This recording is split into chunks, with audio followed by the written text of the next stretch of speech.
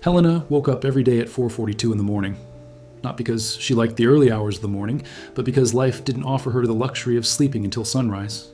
The alarm clock was an old cell phone with a cracked screen, propped up on a shoebox next to the thin mattress that occupied the corner of the room. The room, in fact, was just a small space divided by a faded fabric curtain in an apartment she shared with her mother and younger brother. The shower only worked with cold water, and she had already learned not to shiver when the icy water touched her back. She had learned to swallow the cold just as she swallowed so many other things.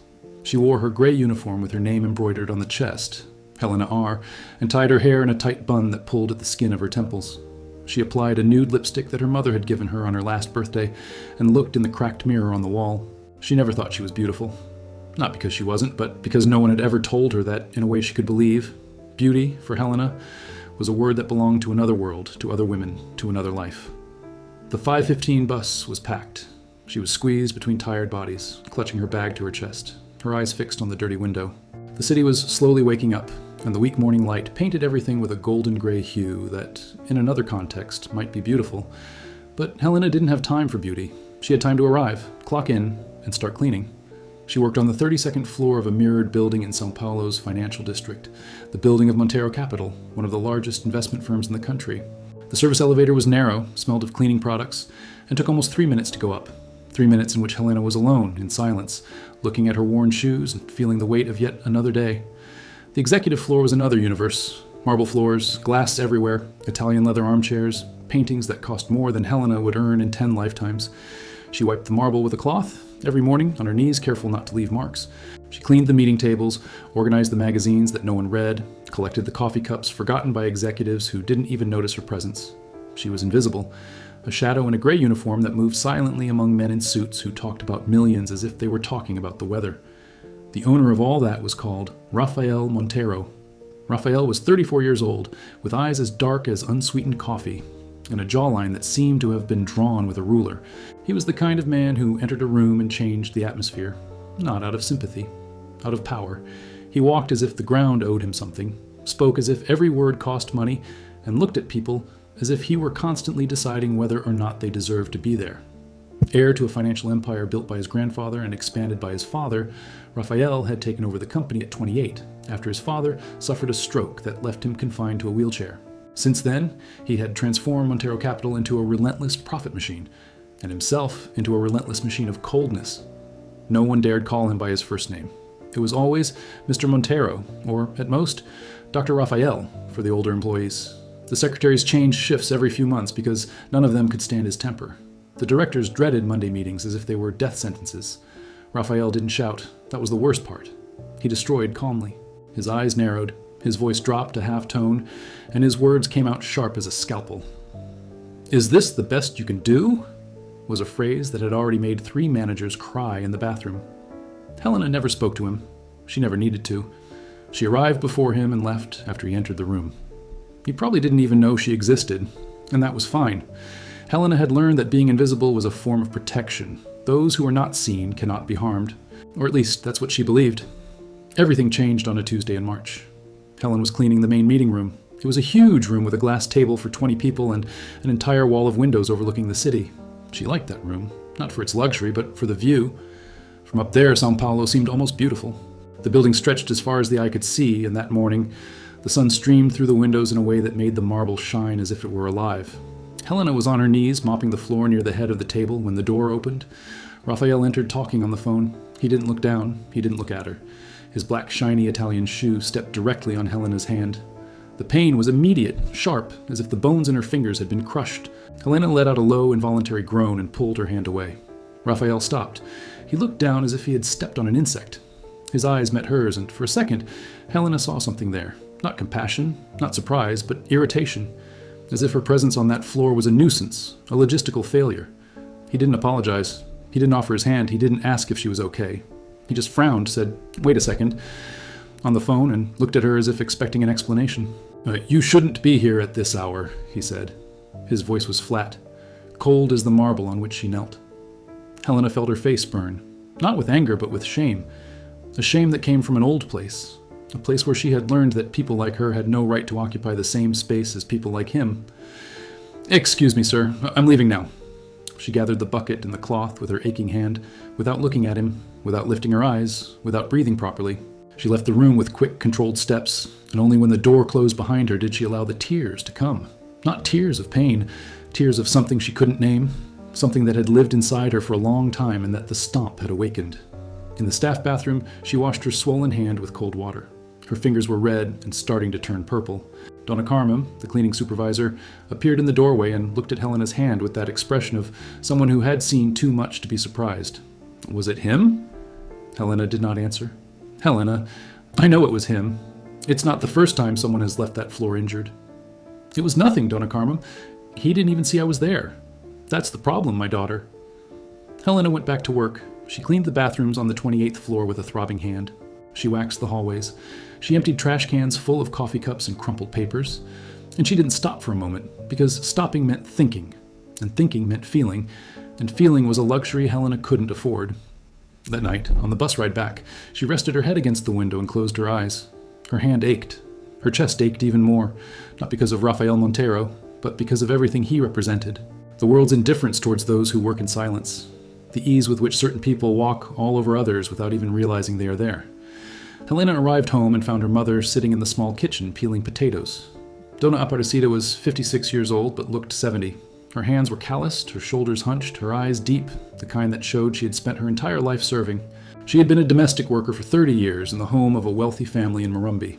She had raised the children of that family with more love than she received. When she fell ill, she was dismissed with a month's salary and a thank you for everything that didn't even cover the cost of her arthritis medication. What happened to your hand, daughter? Nothing, Mom. I knocked on the door. Dona Aparecida didn't insist. She knew the grammar of silence. She knew that when her daughter said nothing, it was because the burden was too great to share. So she did what she always did. She placed a plate of food in front of Helena, sat beside her, and stayed there in silence, peeling potatoes. Because sometimes, silent presence is the only form of love that fits within exhaustion. The following days were the same. Helena arrived early, cleaned everything, avoided the executive floor until she was sure he had already entered the room. When she crossed paths with Raphael in the hallways, which rarely happened, she lowered her eyes and kept walking. He never noticed her, or if he did, he didn't show it. For him, she was part of the infrastructure, like the light that turned on automatically, or the air conditioning that maintained the perfect temperature, something that worked silently so that he could function with noise. But life has a strange way of rearranging things. 2 weeks after the hand incident, Helena was called into Dona Carmen's office. The supervisor was sitting behind a small table, wringing her hands, and Helena knew immediately that something was wrong. Helena, the management changed the cleaning contract. They're going to outsource the service on the executive floor. But Mr. Montero, he asked that they keep a permanent person up there, someone who already knew the floor, who was discreet and wouldn't get in the way. And Helena felt her stomach tighten. And they chose you. Me? Why? Because you're the best I have, and because you're invisible, Helena. That's what they want up there. Someone who cleans everything up and that nobody sees. The word hurt more than the stomp. Invisible. That's exactly what she was. And now they were turning her invisibility into professional qualification. Helena accepted, not because she wanted to, because she needed to. The salary came with an emotional hazard pay bonus that no one mentioned in the contract, but which she felt every time she went to that floor. The new arrangement meant that Helena now spent most of her day on the 32nd floor. She arrived at 6 before everyone else and had until 8:30 to clean everything. After that, she was available for demands throughout the day. A spilled coffee, a room that needed tidying up after a meeting, the executive bathroom that always had to be spotless. It was a lonely job. The secretaries treated her with cold politeness. Executives treated her like furniture. And Raphael continued to treat her as if she didn't exist, until the day she did something unforgivable. It was a Thursday. Helena was tidying Raphael's personal office, a huge office with a bookcase, a leather sofa, and a mahogany desk that weighed more than her future. On the desk, among the documents and an open notebook, there was a photograph in a silver picture frame. Helena had seen that photo before, but had never stopped to look. That day, without knowing why, she looked. She was a woman, young, beautiful, with a smile that seemed genuine. She was embracing a Raphael that Helena didn't recognize. A Raphael who smiled, whose eyes were truly open, not that narrow, calculating look she saw every day. A Raphael who seemed human. Helena stared at the photo for too long. Long enough not to hear the door open. "What are you doing?" His voice cut through the silence like a blade. Helena turned and found Raphael in the doorway, his jacket hanging from his arm, his eyes fixed on her with an intensity that made her take a step back. "I was cleaning, sir. I'm sorry, You were going through my things." "No, sir, I saw it. You were looking at the picture." Helena felt her face burning. She had no defense. There was no explanation that made sense to a man who saw the world as a spreadsheet of losses and gains. Raphael approached. He picked up the picture frame, placed it inside the drawer, and slammed it shut. When he turned to Helena, there was something in his eyes that wasn't just anger, it was pain. An old pain, shielded by layers of arrogance and control, but which for a fraction of a second was exposed. "Don't touch what doesn't belong to you, ever again." He left the room and Helena stood there, still, cleaning cloth in hand, her heart pounding so hard she could hear it. It wasn't fear, it was something different. It was the realization that behind that armor of coldness lay a wound. And wounds, Helena knew better than anyone. In the following days, the atmosphere changed. Not for the better. Raphael seemed to have noticed Helena's existence, but in the worst possible way. He watched her, not with interest, but with suspicion. When she entered the room, he checked if everything was in its place. When she left, he looked at where she had been, as if searching for evidence of an intrusion. Helena felt the weight of that gaze like an invisible hand tightening around her neck. One morning, Raphael called Donna Carmen and asked her to replace Helena with someone else. Donna Carmen tried to explain that Helena was the most competent, the most punctual, and the most careful. "I don't want someone overly cautious," he said. "I want someone who won't be looking at my things." Donna Carmen went down to the basement where the locker room was and told Helena. The supervisor's eyes were red. "I tried, daughter, but he doesn't want you there." Helena nodded. She didn't cry, she didn't complain. She picked up the cleaning bucket and went down to the 15th floor where the outsourced company hadn't yet taken over, and she kept working. Because that's what Helena did. She kept going. She always kept going. But life, as has already been said, has its own plans. 3 days after being transferred, Helena was in the service elevator when the door opened on the 32nd floor. And there was Raphael, alone, waiting for the elevator. He looked at her, looked at the panel, and for a moment Helena thought he was going to wait for the next one, but he got in. The service elevator was narrow. 2 bodies inside made the air thin. Helena recoiled as far as she could, pressing her back against the metal wall. Raphael stood facing the door, rigid as a statue. The elevator began to descend and then, without warning, stopped. The lights flickered and went out. The emergency light, a faint, yellowish glow, came on. Helena felt panic creep up her spine, not because she was trapped, because she was trapped with him. Raphael pressed the emergency button. Nothing. He pressed it again. Nothing. He picked up his cell phone. No signal. "What a mess," he muttered. 5 minutes passed in silence. 10. 15. The air was becoming stifling. Raphael loosened his tie and leaned against the wall opposite Helena's.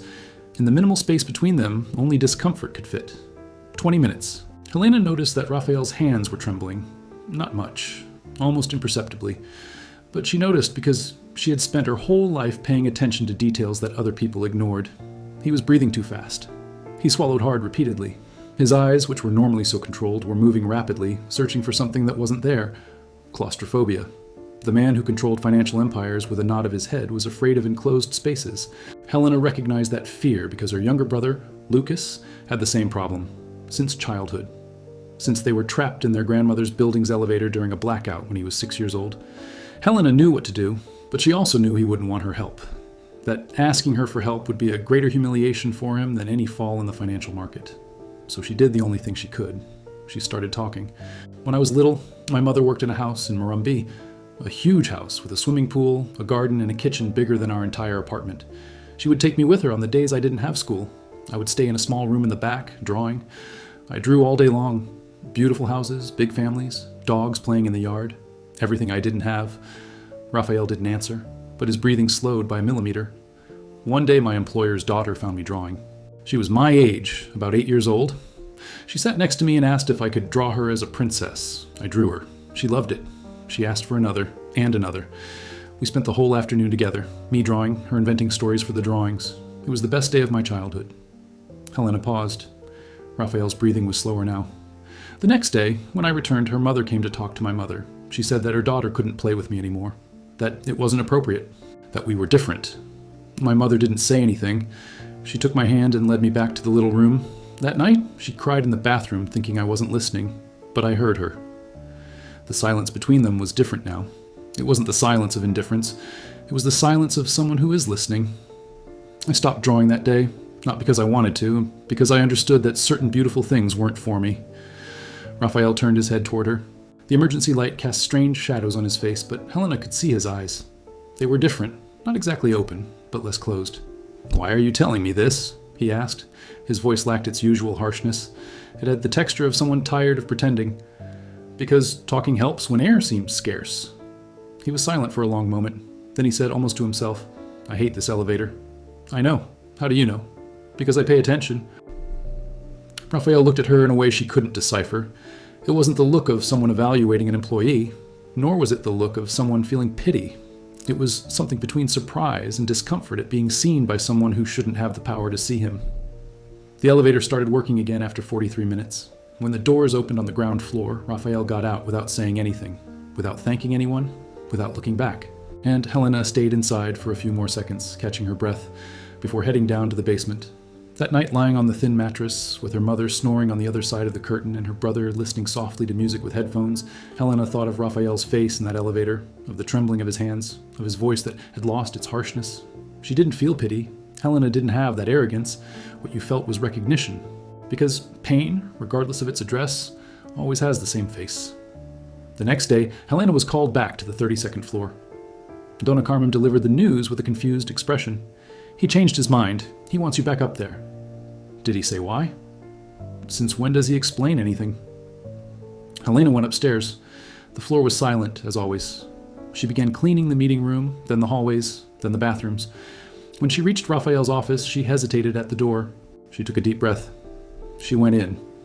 He was there, sitting behind the mahogany desk, staring at the computer. He didn't look up when she came in. He didn't say anything.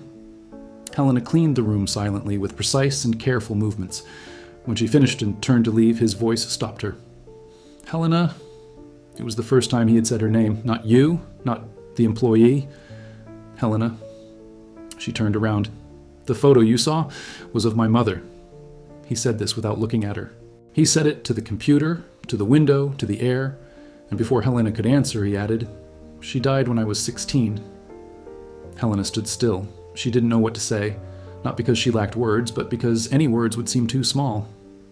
"I'm sorry," she said finally. Raphael nodded once, and then, "You can go." Helena left the room with this strange feeling that something had changed. She didn't know what. She didn't know how. But the air between them was no longer the same. The following weeks were strange. Raphael remained cold, distant, demanding. He continued to treat employees like disposable parts and meetings like courtrooms. But with Helena, something subtle shifted. He began to say, "Good morning?" Not always, not enthusiastically. But he said it. A dry good morning that would be insignificant to anyone else, but to Helena sounded like a door opening an inch. She, in turn, began to pay attention to his habits. Not out of curiosity, but because paying attention was her language. She noticed that he drank black coffee, without sugar, always at 7:15, that he read reports standing up, pacing back and forth across the room, that sometimes he would stand by the window for long minutes, looking at the city with a gaze that wasn't that of an owner, but of a prisoner, that when he was very stressed, he would take his shoes off under the table and nobody knew, that in the drawer where he kept his mother's photo, there was also a book of poetry, Drummond, worn covers, which he always opened to the same poem. Helena knew she shouldn't notice these things. She knew that noticing was dangerous, because noticing meant humanizing, and humanizing someone who treated her like furniture was a direct path to pain. But Helena never knew how to protect herself from people. That was her flaw and her greatest virtue. One late afternoon in April, when the office was almost empty, Helena entered Raphael's room for the final cleaning. He was sitting on the sofa, not in a chair. His elbows were resting on his knees and his head was in his hands. On the floor, next to the sofa, was a half-empty glass of whiskey and his cell phone, its screen illuminated, showing a missed call. Helena recognized the posture. It was the posture of someone who was collapsing inside while trying to maintain a facade on the outside. She should have left. She should have returned in 15 minutes. She should have been invisible, as always. But something in her couldn't manage it. Something stronger than common sense and more stubborn than fear. She went to the small pantry upstairs, made a black coffee, without sugar, just the way he drank it, and returned to the living room. She placed the cup on the coffee table next to the sofa without saying anything. Then she turned to leave. "Why did you do that?" His voice was different. Not cold, not harsh. Tired. Genuinely tired. Helena thought before answering. "Because you seem to need it." You don't know me. No, but I know coffee. The silence that followed wasn't uncomfortable. It was like the silence between two notes of a sad song. Raphael picked up the cup and took a sip. Helena stood near the door, unsure whether to go or stay. My father died today, he said, at 3:47 p.m. in the hospital.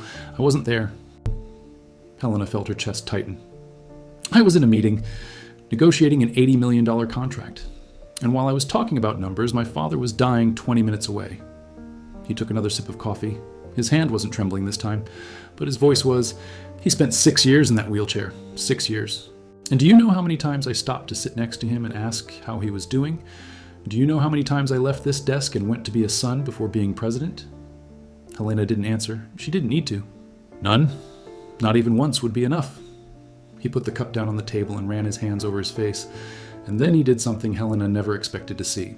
Rafael Montero, the man who destroyed careers with a single sentence, the man who made directors tremble, the man who lived as if emotions were a system malfunction, he cried. It wasn't a dramatic cry. It was worse. It was a restrained, swallowed, compressed cry. The cry of someone who hasn't cried in so long that they've forgotten how. His shoulders trembled, his eyes turned red. And he didn't care that Helena was there. Or perhaps he did care, but he no longer had the strength to hide it. Helena did what Dona Aparecida would have done. She sat on the other end of the sofa, silently, without touching him, without saying anything. She just stayed there, present, as proof that he wasn't completely alone in the world. They stayed on that sofa for almost an hour. In silence, the office darkened, the city lit up outside, and in that tiny space between two worlds that should never touch, something was born. It wasn't love, not yet. It was something rarer and more fragile. It was presence. In the days following the funeral, Raphael returned to work as if nothing had happened. The armor was back, the coldness, the control, the piercing glances. But Helena understood the cracks. She noticed that he arrived earlier, that he left later, that Drummond's book appeared open on the table more frequently, that the drawer where the photo was kept was now always ajar, as if he needed to know that his mother was still there. He didn't talk about that night on the sofa. He didn't thank her. He didn't apologize. And Helena hadn't expected any of that. She had grown up in a world where kindness didn't come with a receipt. But something changed in the way he looked at her. It wasn't affection. It wasn't tenderness. It was attention. He began to notice her. He noticed when she entered the room. He noticed when she left. He noticed the way she organized things with an almost artistic care. He noticed that she always wore the same nude lipstick. He noticed that she walked with a slight limp in her left foot when it was a cold day. He noticed that she hummed softly when she thought no one was listening. And that bothered him deeply. Because Rafael Montero wasn't a man who noticed people. He was a man who used people. And to notice meant to care. And to care meant to be vulnerable. And vulnerability, in his grammar, was synonymous with defeat. One day, for no apparent reason, he went to the break room on the floor while Helena was preparing coffee for the directors. She had her back to him and didn't hear him come. You're humming Caetano, he said. Helena was startled and almost dropped the tray. Excuse me, sir, I didn't apologize. I made an observation. You're humming Caetano. Sozinho, if I'm not mistaken. Helena blushed. I didn't realize I was singing. He never notices. He took a cup of coffee from the tray, took a sip, and left. Helena stood there, her heart pounding in her ears, trying to understand what had just happened. In the following weeks, these moments multiplied. Small, brief, almost accidental. Raphael would appear wherever Helena was and make comments that weren't orders or complaints. They were observations about the way she folded the napkins, about the cleaning product she used on his desk, which smelled of lavender, about the fact that she was the only person in the building who cleaned the windows in circular motions, not straight ones. You pay attention to everything, he once said. You too, she replied without thinking. He looked at her with something that could almost have been a smile. Almost. And he left. Helena knew this was dangerous. She knew she was walking towards a place from which she could not return whole. She knew their worlds were separated by an abyss that no gesture could bridge. He was the owner. She was the maid. He dined in Michelin-starred restaurants. She ate rice and eggs. He lived in a penthouse in Jardins.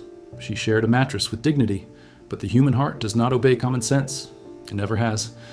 The confirmation that something was different came on a rainy night. Helena had missed the last bus. She was at the building's entrance, under the awning, watching the rain pour down on the city, calculating how long it would take her to walk to the nearest subway station, and how many minutes she would be soaked. A black car stopped in front of her. The window rolled down. Raphael, get in. It wasn't an invitation, it was an order, but the tone was different. Sir, you don't need to. I can manage. Helena, get in the car. She went inside. The interior smelled of leather and expensive cologne. She immediately felt out of place, like a stain on perfect upholstery. She sat as far away from him as possible, leaning against the door, her hands crossed in her lap. Where do you live? She gave him the address. She saw his expression change for a second when he realized the neighborhood. East Side. Almost 2 hours by bus, a whole universe away. They drove in silence for 10 minutes. The rain beat against the windshield and the wipers made that rhythmic noise that sounds like mechanical breathing. It was Raphael who broke the silence. That night, at the office. Thank you. Helena turned her head, surprised. He didn't look at her. He kept his eyes on the road. You don't need to say thank you? Yes, I need to. Because nobody does this. Nobody stays. Everyone wants something. Everyone has an agenda. But you sat on that couch wanting nothing. And I don't know how to deal with that. Helena felt something stir inside her chest. Something warm and frightening. I stayed because you needed someone to stay. And how did you know? Because I know what it's like to need someone and have no one. The car stopped at a red light. Raphael turned to her. In the red light, his face had a gentleness Helena had never seen before. His dark eyes were open, vulnerable, almost pleading, and she understood, in that moment, that he wasn't a monster. He was a boy who lost his mother too soon, who inherited an empire he didn't ask for, and who spent his whole life building walls so that no one would get close enough to hurt him again. You're different from everyone I know, he said. I'm poorer, she replied, with a sad smile. No, it's more real. The light turned green. He started driving again. Helena stared at the rain, feeling as if the world had rotated a few degrees on its axis and that nothing would ever be the same again. He dropped her off at the building's entrance, a 4-story building without an elevator with a peeling facade and a burnt-out light bulb at the entrance. Helena got out of the car and before closing the door said, Thank you for the ride. Helena. She bent down to look at him. I stepped on your hand that day in the meeting room. I remember. I saw it. And I did nothing. She remained silent. I'm sorry. 2 words. 2 words that weighed more than any $80 million contract. Helena nodded. She closed the door. She climbed the 4 flights of stairs, her legs trembling, and entered the house soaked, her heart so full it ached. From that day on, everything accelerated and became more complicated at the same time. Raphael began to pursue her in ways that were no longer subtle. He would appear in the break room when she was alone. He would ask her to personally bring him coffee, something that anyone used to do. He started leaving books on his desk, Drummond, Clarice, Machado, turned to specific pages as if he wanted her to read them. And she did read. She read the marked passages and understood that those were the words he couldn't say. But the world isn't made of 2, and the world they lived in had eyes everywhere. Marina, Raphael's executive secretary, was the first to notice. Marina was blonde, efficient, ambitious, and harbored a devotion to Raphael that went far beyond the professional. He saw Helena for what she was, a threat disguised as humility. I find it curious, Marina said one day, leaning against the pantry door, watching Helena prepare coffee. How you suddenly have free access to Mr. Montero's office. Before, you could barely clean the bathroom without permission. Helena didn't answer. She continued making the coffee.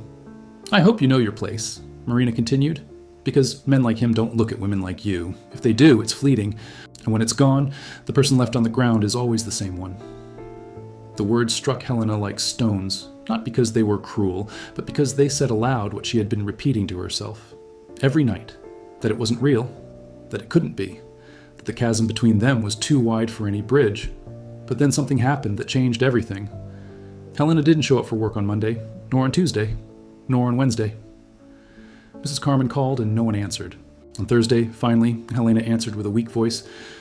My mother had a stroke, Mrs. Carmen. I'm in the hospital. Donna Aparecida was in the ICU. The prognosis was guarded. The public hospital was full, the care was poor, and Helena had no health insurance, no money for medicine, and no one to turn to. Her brother Lucas was 17 years old and terrified. Helena held on as she always had, alone, silently, with her nails digging into her palms to avoid collapsing. Donna Carmen told someone, or perhaps no one told her, and Raphael simply noticed the absence, noticed that the room no longer smelled of lavender, that there was no more soft humming in the hallways, that the 7:15 cup of coffee was no longer on the table, that the world was suddenly grayer. On the 6th day, Helena was sitting in a plastic chair in the ICU hallway, her eyes sunken from not having slept in days, when she heard footsteps that didn't belong there. Footsteps of Italian shoes on a public hospital floor. She looked up and saw Rafael Montero walking down the hallway, out of place like a fish out of water, with his jacket over his arm and an expression on his face she had never seen on him before. Worry. "What are you doing here?" she asked, her voice harsher than intended. Because seeing him there in that place that represented everything he would never have to face made the distance between them seem even greater, even more cruel. "I came to see how you are." "I am fine." "You're not well. You have dark circles under your eyes that look like bruises, and you're trembling." Helena crossed her arms. "Mr. Montero, I appreciate your concern, but I don't need your charity." The word charity came out loaded with something she couldn't control. Pride, perhaps, or fear. Fear that he was there out of pity. Because pity was the only thing Helena couldn't accept. She could accept poverty, exhaustion, loneliness, but not pity. Raphael stood still. Anyone else would have left. Any sensible person would have respected the wall Helena was building. But he wasn't sensible. He was stubborn. And at that moment, he was something else entirely, something he himself couldn't name. "It's not charity," he said. I don't know what it is, but it's not charity." He sat in the chair next to her, the same hard plastic chair that couldn't tell the difference between a millionaire and a cleaning lady, and he stayed there, without speaking, without touching his cell phone, without seeming uncomfortable. He just stayed. Helena didn't look at him, but she felt him. She felt his presence, as if she were feeling the sun on a cold morning. And little by little, unintentionally, unplanned, without allowing it, she rested her head on his shoulder. And he didn't move. They stayed like that long enough for the world outside to keep turning without them. The next day, Dona Aparecida was transferred to a private hospital, the best in São Paulo. Private room, medical team, dedicated intensive physiotherapy. Helena tried to refuse. She called Rafael, and for the first time, yelled at him. "I'm not a social project. I'm not a story you tell yourself to feel better. My mother isn't a problem you solve with money." "I know," he said calmly, "but your mother needs treatment, and I can help. This doesn't diminish you, Helena. Diminishing you is what I did when I stepped on your hand. Diminishing you is what I did when I treated you as if you didn't exist. This isn't about diminishing you. It's about trying to be the person I should have been from the beginning." Helena cried. She cried on the phone, without hiding, without swallowing, without apologizing. She cried because she was tired. Because he was afraid of losing his mother. Because she was afraid of what she felt for that man. Because her whole life had taught her that good things weren't for her, and now something good was happening, and she didn't know how to hold on without breaking. Dona Aparecida recovered slowly. It took weeks of physiotherapy, medication, and care. Helena went to the hospital every day after work, and every night she found a new bouquet of simple flowers in her mother's room. Daisies, always daisies, without a card, without a name. Dona Aparecida asked who sent them. Helena said she didn't know, but she did. When Dona Aparecida finally returned home with the left side of her body still weak, but her lucidity intact, she looked at her daughter and said, "Who is he, Helena?" "Who, Mom?" "The man who makes you smile like this." Helena looked away. "It's complicated, Mom." "Love is always complicated, daughter. If it were simple, you'd call it something else." In the office, the tension was palpable. Marina had spread rumors. The employees' glances had changed. What was once invisibility was now scrutiny. Helena felt the whispers like needles. "She's sleeping with him. I bet she did it on purpose. Those girls know what they're doing." Phrases that arrived fragmented, whispered in corridors she had cleaned on her knees. Raphael didn't hear the whispers, or if he did, he didn't care. He lived in a world where the opinions of others were irrelevant. But for Helena, those words were poison, because they touched on her oldest wound.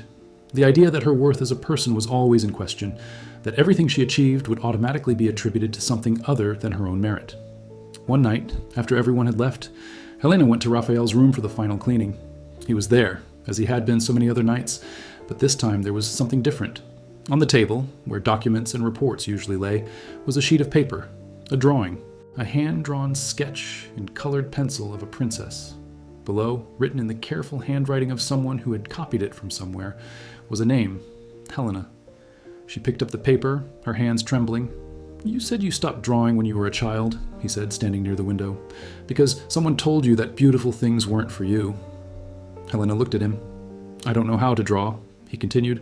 "That's awful, I know, but I needed you to know that beautiful things are for you, that they always have been." Helena looked at the drawing. It was truly awful. The princess looked like a stick figure with a crooked crown. The colors were out of line. It was the drawing of someone who had never held a colored pencil in their life, and it was the most beautiful thing she had ever received. She laughed, a wet laugh mixed with tears, and he laughed too. A laugh that transformed his face into a place she wanted to visit every day. "You're terrible at this," she said. "I know, I'm better with spreadsheets." They looked at each other, and the chasm that had always been between them, the money, the power, the class, the gray uniform, the Italian shoes, the thin mattress, the penthouse in Jardins, it was all still there. But at that moment, in that room, with a horrible drawing of a princess between them, the chasm seemed smaller, not because it had shrunk, but because they were both willing to jump. Raphael approached. Helena didn't back away. He raised his hand, and with a gentleness that seemed impossible for those fingers that signed million-dollar contracts, touched her face, the tips of his fingers on her cheek, a touch so light it could have been imagined. "I'm not good at this," he said. "I'm not good with people. I'm not good with feelings. I've spent my whole life thinking that needing someone was a weakness. And then you showed up, on your knees on the floor of my meeting room, and I stepped on your hand. And even then, when I was falling apart, you stayed. I stayed because that's how you are, I know. That's what scares me." "Why does it scare you?" "Because I don't deserve it." Helen took his hand. The hand that had once accidentally squeezed hers on the marble floor. The hand that trembled in dark elevators. The hand that had drawn a ridiculous princess picture. "Nobody deserves anything, Raphael. We don't earn love through merit. We receive it because someone decides to give it." It was the first time she had said his name. Not Mr. Montero, not Dr. Raphael, Raphael. And the name sounded different coming from her. It sounded as if it had been invented in that moment, just for her to say. He kissed her. It wasn't a movie kiss. There was no background music or slow motion. It was an awkward, nervous, urgent kiss. The kiss of two people who had waited too long, were too afraid, and were too alive to keep pretending it wasn't happening. When they parted, Helena rested her forehead against his and closed her eyes. "This is madness," she whispered. "I know. They're going to destroy us. I know. I am your maid, Raphael. You were never just my maid." They remained like that, foreheads pressed together, breathing the same air, knowing that outside that room the whole world was waiting to prove that this couldn't possibly work. The first few days were filled with fear and discovery. Helena didn't know how to behave. On the executive floor she remained the same, gray uniform, tight bun, handkerchief in hand. But now there was something more in her gestures, a body awareness that hadn't existed before. When she passed near Raphael's office, she felt her heart clench. When he crossed the corridor and their eyes met, it was as if an entire conversation was happening in silence, a conversation that no one else could hear. Raphael, for his part, lived divided between two men, the one who existed inside that room, capable of vulnerability and tenderness, and the one who existed outside of it, the clenched-jawed executive who tolerated no failure. This division consumed him. He spent meetings thinking about her. He signed contracts with the scent of lavender in his memory. He discussed market strategies while remembering her voice telling him about the little girl who drew princesses. One afternoon, Helena found a book on her desk in the locker room. Clarice Lispector, The Hour of the Star. Inside, a bookmark and a passage that said something about the existence of a person no one sees. There was no note. There was no name. But Helena knew. She read the entire book that night, on the bus, in bed, under the dim light of her cracked screen cell phone. And she cried. Not out of sadness, because for the first time, someone had given her a book. Someone thought she deserved to read. Someone saw her as someone who thought, who felt, who existed beyond the uniform and the bucket. The next day, she returned the book to Raphael's desk with a bookmark in a different passage. He found it, read it, and that night he appeared in the pantry where she was washing cups. "You chose that exact passage," he said, leaning against the door. "I chose it because it says what I wanted to say but didn't know how." "You do know. You know better than I do." They exchanged books for weeks. Drummond, Machado, Guimarães Rosa. Each bookmark was a wordless letter, each underlined passage, a confession. It was the strangest courtship either of them could imagine, made of literature and silence, of marked pages and furtive glances, of black coffee and lavender. One night, Helena was cleaning the pantry when she heard music coming from Raphael's office. He never listened to music in his office. She approached the half-open door and listened. It was Caetano, Sozinho, Alone. The same song she hummed without realizing it. He was alone in the room, sitting on the sofa, his eyes closed, just listening. And Helena understood that this man, who lived surrounded by people who wanted his money, his approval, his power, was as alone as she was, perhaps more so. Because she, at least, had Dona Aparecida and Lucas. He had no one. She entered without knocking. She sat down beside him without asking permission. And when he opened his eyes and saw her there, he said nothing. He simply extended his hand. She took it.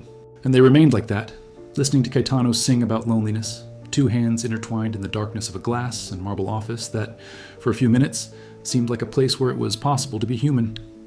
It was that week that Raphael took her out to dinner. Not to a Michelin-starred restaurant, to a dive bar in Vila Madalena that served the best feijão tropeiro, a traditional Brazilian dish, in the city, according to him. Helena wore the only dress she had, a simple black dress that her mother had bought at a discount store, and that, on her, looked tailor-made. Raphael waited for her at the restaurant door, and when he saw her, stood still for 3 full seconds before he could speak. "You are ridiculous. I know, I don't have anything to wear. Beautiful. I was going to say beautiful." Helena blushed, and so did he. The man who negotiated billions without blinking blushed in front of a woman in a simple dress, and at that moment they both knew they were lost. Dinner was awkward and perfect. He told childhood stories he'd never told anyone, of afternoons in his grandfather's office, of his mother's cinnamon coffee smell, of the day his father took him to the stadium for the first time. Helena talked about her drawings, about the nights when Dona Aparecida came home so tired from work that she fell asleep sitting in the kitchen chair, about her brother Lucas, who was brilliant at math, but would probably never have the chance to go to college. "Why not?" Raphael asked. "Because college is for those who can stop working for 4 years, and we can't stop working." He remained silent, not the calculated silence of someone thinking about business, the silence of someone learning that the world is more difficult than it seems when viewed from the 32nd floor. As they left the restaurant, they walked side by side down the street. They didn't touch. They didn't need to. The proximity of their bodies was enough. At a certain point, Raphael stopped and pointed to the sky. "Can you see any stars?" Helena looked up. "In Sao Paulo? Impossible. My mother used to say that the stars are always there, even when we don't see them. Even when pollution, light, and noise hide everything, they continue to shine. We just forget to look." Helena looked at him. She seemed like an incredible woman. She was, and she would have liked you. How do you know? Because she always liked people who shine even when the world tries to dim their light. Helena treasured that phrase like a jewel is kept in her heart. But the fairy tale had a short life outside that bubble of 2, and the world tried. Marina was the first. She gathered evidence, photos of Raphael's car stopping in front of Helena's building, time records showing Helena staying late on the executive floor, intercepted text messages from other employees commenting on the situation. She took everything to the company's board. The board called a meeting. 5 gray-haired men sat around the table where Helena used to mop every morning. They explained to Raphael, with the calculated diplomacy of those discussing money, that the situation was inappropriate, that the company's image was at risk, that shareholders were worried, that the relationship with cleaning staff was a corporate governance issue. Raphael listened to everything in silence, that silence that made the directors tremble. When they finished, he stood up, buttoned his jacket, and said, "If anyone in this room refers to her as cleaning staff again, they'll need to clean their own desk tomorrow, because I'll fire this entire board before lunch." The silence that followed lasted 12 seconds. Raphael counted, but the pressure didn't stop. Raphael's family, uncles, cousins, the ecosystem of parasites that gravitated around the Montero money, also spoke up. Aunt Eleonora, who lived off inheritance and the judgment of others, called Helena on the office phone. "Honey, I understand it must be very exciting for someone of your condition to receive attention from a man like my nephew. But you need to understand that this isn't going anywhere. Raphael will get tired of it. That's what the men in our family do. And when he gets tired of it, you won't even have the job, so be smart. Accept some compensation and leave with dignity." Helena listened to everything. She didn't tremble. She didn't cry. When Eleonora finished, Helena said, in a voice so calm that she surprised herself, "Mrs. Eleonora, the dignity I possess is not for sale. It never has been. And if your nephew gets tired of me, that's fine. I was already used to continuing before him, and I will continue after him." She hung up the phone, and her hands trembled. Because being strong on the outside doesn't mean you're not breaking on the inside. Helena went to Raphael that night. She was determined. She was going to end it all. She was going to say she couldn't take it anymore, that the distance was too great, that their worlds were too different, that she couldn't stand being the center of a gossip and the target of contempt any longer. I was going to say all that and leave. He found it in his room, with the desk drawer open. The photo of his mother was on the desk. Next to it was the drawing of the princess he had made for her. "My mother was the daughter of a maid," he said without turning around. "Did you know?" Helena stood still in the doorway. "My grandfather fell in love with her at a party. His family did everything to separate them. They cut off his inheritance, threatened him, humiliated him. My grandfather gave up everything. He built the company from scratch, and he built all of this with her by his side." He turned around. "She died of cancer when I was 16. And the last thing she said to me was, 'Raphael, never let anyone convince you that money is more important than love. Because I've had both, and only love made me happy. Helena felt the tears welling up. I spent 18 years ignoring that advice. 18 years thinking she was wrong. That money was safer. That control was more reliable. And then you showed up, on your knees on my floor, and I stepped on you. I literally stepped on you. He walked over to her. I was everything I despise most. I was the kind of person my mother taught me never to be.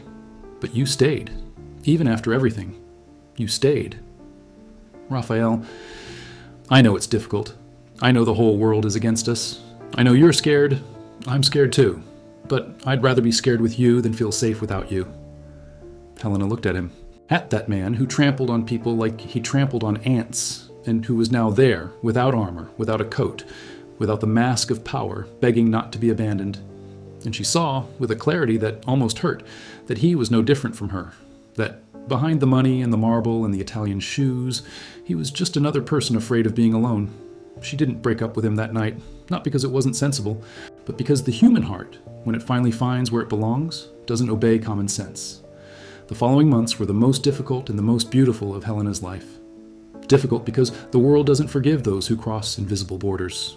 Beautiful because within that difficulty they built something that no one could buy or destroy. Raphael changed, not overnight, not dramatically, but he changed. Helena saw it happen in small gestures. He started calling employees by name. He began leaving the office before 10 o'clock at night. He visited his father's grave for the first time since the funeral. He called his sister, who hadn't spoken in 3 years. He started therapy. He began saying thank you and sorry as if he were relearning a language he had forgotten. Helena also changed. She enrolled in an evening business administration course with a scholarship that Raphael secured through a foundation. But she insisted on earning the scholarship through merit. She took the exam and passed first. When Raphael saw the result, he smiled in a way that she kept in her memory like one keeps a photograph. I knew it, he said. Did you know what? That you were more than you thought you were. Helena continued working in cleaning during the first semester of her course. She would get up at 4:42, take the 5:15 bus, clean the marble, go to college at night, and study in the early morning. It was exhausting, but for the first time in her life, exhaustion. She was coming with direction. She wasn't just surviving, she was building. There were nights when she almost gave up. One in particular stuck in her memory. It was the eve of an accounting exam. Helena was sitting in the kitchen at 2 a.m, her eyes burning, the numbers blurring on the page, her head heavy. Lucas slept on the mattress next to her, his math notebook open on his chest. Donna Aparecida had left coffee in the thermos before going to bed, that weak coffee made with cheap grounds that tasted of effort and love. Helena rested her head on the table and cried. She cried softly, so as not to wake anyone, her shoulders trembling and her hands clutching the pages of the book. She cried because she was tired in a way that went beyond her physical body, tired of proving that she deserved to be there, tired of being the oldest in the class. Tired of arriving at class with her hands still smelling of disinfectant while her classmates arrived smelling of perfume. Tired of hearing a professor say, without malice but with ignorance, that administration requires a certain amount of market experience, and feeling that those words were directed at her. But then she looked at Lucas, sleeping, at the open notebook on his chest, at the numbers written in small, careful handwriting. Lucas, who was brilliant, who solved quadratic equations in his head, who dreamed of engineering but worked in a small market to help with the bills. Helena dried her eyes, took a sip of her weak coffee, and went back to studying. Because giving up wasn't an option when other people depended on her to believe it was possible. She got a 9.5 on the test, the highest grade in the class. Raphael followed this journey from a distance that Helena imposed. She didn't want him to make things easy for her. She didn't want favors, paid private lessons, or any shortcuts that could give anyone the argument that she was only there because of him. This insistence on independence sometimes irritated Raphael, who didn't understand why she refused help. I can hire the best finance professor in the country to teach you, he once said, frustrated. And I can learn on my own, she replied, like I always have. That's not pride, it's stubbornness. Maybe, but it's my stubbornness, and it's all I have. He looked at her with an expression that was part admiration, part exasperation. You're the most difficult person I've ever met. And that's why you like me. Because I'm the only challenge your money can't solve. He laughed. And in that laugh, Helena heard something that sounded like freedom. Raphael's therapy brought revelations that he shared with Helena in small doses, like someone learning to bleed in a controlled manner. She told him about the day his father had the stroke. Raphael was in the office when he received the call, and the first thing he thought, before the fear, before the pain, was, who's going to sign tomorrow's contracts? And that memory haunted him. The idea that he had become such an efficient machine that even his love for his father had been reorganized in order of priority, below the numbers. He spoke of the loneliness of the years between his mother's death and his father's stroke. Years in which he lived alone in apartments that were too big, dated women who were too beautiful and who wanted too little of him, and worked too many hours so he wouldn't have time to think about his feelings. He spoke of the only time he almost gave up on everything, one night at 26, when he sat on the edge of his 20th floor apartment window, not intending to jump, but with the vertigo of realizing that if he jumped, no one would truly miss him. They would miss the CEO, the heir, the name on the contracts, but him, the boy who collected Pelé trading cards and thought his mother was the most beautiful woman in the world, no one would miss him because no one knew him. Helena listened to everything in silence. She offered no advice. She didn't say anything dramatic. When he finished speaking, she simply sat closer and rested her head on his shoulder. "I would miss you," she said. "Not the CEO. You." Raphael closed his eyes. And Helena sensed, from the almost imperceptible tremor in his body, that those 4 words had reached a place that years of therapy had not yet been able to touch. Dona Aparecida, now recovered and back in her small kitchen, saw her daughter studying one night and said, "Your grandmother would be the proudest person in the world to see you like this." Helena's grandmother had been a slave from the age of 16 to 19 in the final years before abolition. Dona Aparecida told this story as if it were a sacred secret, because shame and pride resided in the same sentence. Grandma never learned to read. Her mother learned to sign her name. And now Helena was in college, reading about financial management and strategic planning, with the same dark eyes that had once been through chains, brooms, and gray uniforms. The story of Helena and Raphael didn't remain a secret for long. A business magazine published a note, "CEO of Montero Capital in a relationship with a cleaning lady." The article was short, but the damage was extensive. Social media was divided, half called Helena an opportunistic, half called Raphael irresponsible. No one asked them how they felt. Helena wanted to disappear. She wanted to go back to the time when she was invisible. She wanted no one to know her name, her face, her story.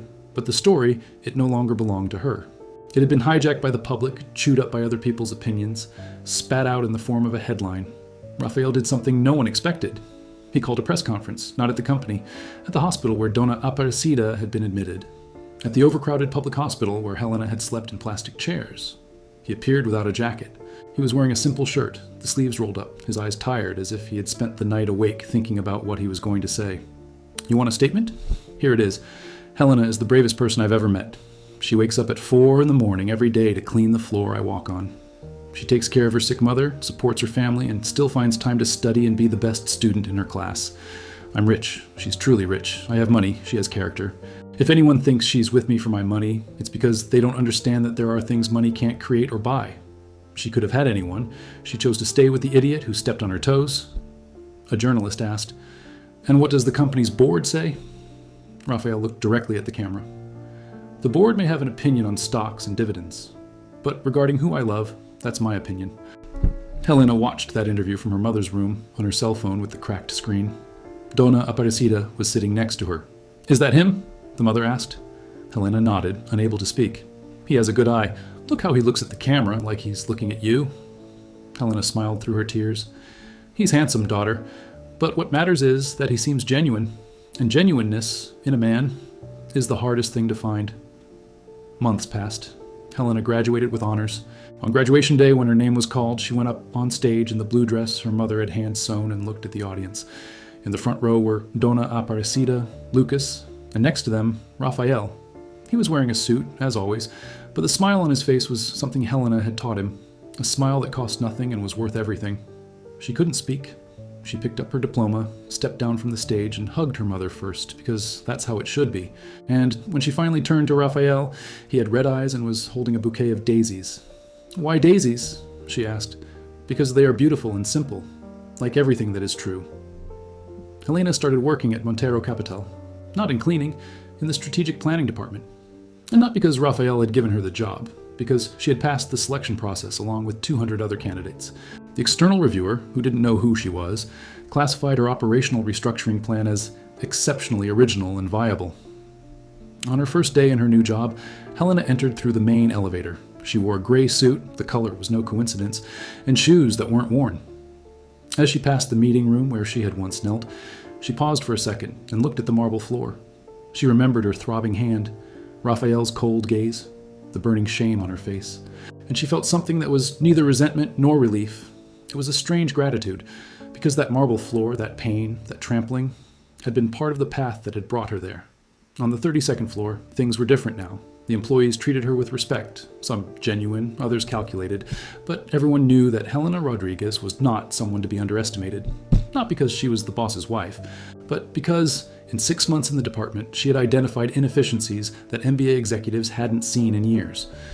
Marina resigned 3 months later, not because of pressure, because he couldn't bear to see Helena prosper.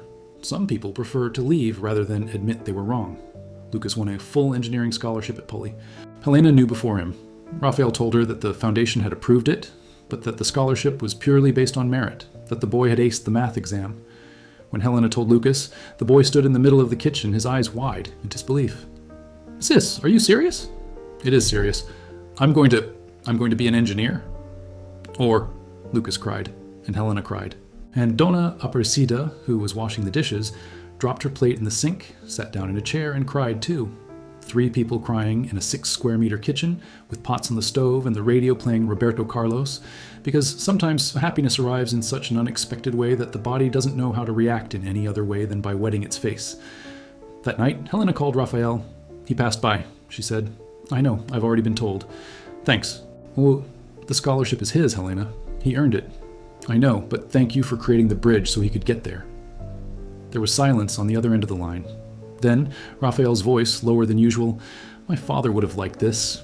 To know that his money helped put a boy from the east side of town into the best engineering college in the country. Your father would be proud of you." "I don't know, but I'm trying to deserve it." Helena thought about telling him he already deserved it, but she didn't, because she knew that some journeys need to be completed in their entirety for the arrival to have meaning. And Raphael was still walking. A year after graduation, on a Sunday morning, Helena woke up in Raphael's apartment. The penthouse in Jardins, which had once seemed like another planet, was now also her home, but she insisted on keeping the apartment in the east side of town. "I went there every weekend with Donna Aparecida and Lucas, because roots aren't something you uproot, they're something you nurture." Helena also never sold her cracked screen cell phone. She kept it in a box, along with the first nude lipstick her mother had given her and the gray uniform with her name embroidered on the chest, Helena R. She kept it because she needed to remember, not the pain, but the person that the pain had forged. Donna Aparecida didn't understand why her daughter kept those old things. Helena didn't explain. "I only knew that there are objects that function as anchors, that prevent us from floating away until we forget where we came from." That Sunday, Helena was on the balcony watching São Paulo wake up when Raphael appeared with 2 cups of coffee, black, without sugar. "I need to show you something," he said. They got into the car and drove for 40 minutes to a neighborhood in the east side of town. Helena recognized the streets. It was near where she had grown up. Raphael stopped in front of a building under renovation. It wasn't a commercial building. It was a large, 2-story house with scaffolding and construction workers. Working. "What is that?" she asked. "It's a school. An art school for children in the community, with classes in drawing, painting, and music." Helena looked at him. "It will be called a Aparecida school, if your mother allows it, of course." Helena got out of the car. He walked to the entrance. He saw the rooms under renovation, the rooms that would be studios, the space for a small library. He leaned against the wall and closed his eyes, and he saw, with a clarity that almost hurt, the 8-year-old girl in the back room of the house in Morumbi, drawing princesses with borrowed colored pencils before someone told her that pretty things weren't for her. "Helena!" Raphael called from the doorway. She opened her eyes. Tears were streaming down her face, but her smile was huge. "I'm going to need colored pencils," she said. "Lots of them." Raphael smiled. That smile she had taught him. The smile that cost nothing and was worth everything. 6 months later, the Aparecida school opened its doors. On the first day, 42 children entered. Children in worn-out school uniforms, torn sneakers, enormous eyes. Children who, like Helena, had never heard that they could be more than just the address where they lived. Donna Aparecida cut the ribbon at the entrance. Her hands trembled, not from illness, but from emotion. When someone asked her how she felt having a school named after her, she replied with the simplicity of someone who never needed grand words to express immense things. "I feel that life has not been in vain." Raphael stood beside her, discreet, with his hands in his pockets. Helena noticed him watching the children enter with an expression she had only seen once before, in the elevator, when the walls tightened and he couldn't keep up the mask. But this time it wasn't fear. It was astonishment. The astonishment of someone discovering that there is a happiness that cannot be contained in any financial statement. A thin boy of about 10 years old, with glasses patched up with duct tape, stopped in front of Raphael and looked him up and down. "Young man, are you the owner of the school?" Raphael crouched down to be at his level. "No, the owner is that lady over there." And he pointed to Donna Aparecida. "And who are you, then?" Raphael thought for a moment. He looked at Helena, who was on the other side of the room organizing materials. He looked back at the boy. "I am someone who learned too late that the most important things are priceless." The boy frowned, confused. Then he shrugged and ran inside. Raphael remained crouched for another second, with a smile on his face like the boy who collected Pelé trading cards. The boy whom the mother had loved, the boy whom Helena, unknowingly, had brought back. In the first class, Helena sat on the floor with the children and handed out colored pencils. She had large hands for a woman, hands of someone who had worked her whole life, but she held the pencils with the delicacy of someone holding something precious. "Today," she said, "we're going to draw the most beautiful thing you can imagine." A 7-year-old girl with undone braids and a smile missing 2 teeth raised her hand. "Anything? Anything." The girl drew a crown. Helena looked at the drawing and felt something complete within her. It wasn't a perfect happy ending. Her mother still limped. Her brother still struggled. The world was still unfair. Raphael still had days when his coldness returned, and they argued, and the abyss between them roared like a sleeping animal. There were mornings when Helena woke up on the rooftop of the Jardins building and felt a strangeness in her chest, as if she were occupying a space that wasn't hers. There were nights when Raphael shut himself behind his work, and Helena watched his armor rebuild itself, brick by brick, and she had to find the patience to wait for him to take it off again. The love between them wasn't a fairy tale. It was a silent agreement between 2 imperfect people who chose, every day, not to give up on each other. But it was true, and truth, as Donna Aparecida used to say, was the most difficult and most beautiful thing that existed. That night, Helena returned home and found a new picture frame on the kitchen table. Inside, 2 photos were side by side. On the left, an old photo of Raphael's mother, smiling, embracing her teenage son. On the right, a recent photo of Helena and Raphael at the school's inauguration. She was laughing. He was looking at her as if he had finally found what he didn't know he was looking for. Beneath the picture frame, a handwritten note in the same irregular handwriting as the princess's drawing. "To the woman who taught me that the ground where one kneels to work is as sacred as any throne. I love you, not because it's easy, but because it's true." Helena held the note against her chest. She closed her eyes, and she felt with a certainty that came from somewhere older than herself that life had finally done justice. Not the justice of the courts or of money, the silent justice, the justice that happens when someone who has been invisible their whole life is finally seen. Not for what they do, not for what they have, but for who they are. She thought of the 8-year-old girl drawing princesses in the back room, of the woman in the gray uniform kneeling on the marble, her hand throbbing beneath an Italian shoe, of the student in the early morning crying over her accounting book, of the woman who entered the main elevator for the first time in a gray suit, her heart in her mouth. They were all Helena. They had all brought her to this point, and none of them would be erased. She tucked the note inside the Drummond book that sat on her bedside table, the same book Raphael had given her months before, with a passage marked. Next to it, the drawing of the crooked princess, and the gray uniform, folded, clean, kept as a relic. Outside, the city continued, noisy, unfair, enormous. But somewhere in the east side, in a school with freshly painted walls, a 7-year-old girl was drawing a crown with colored pencils. And somewhere in the gardens, a man who had once stepped on a woman's hand now held that same hand as if it were the most precious thing in the world. Because it was.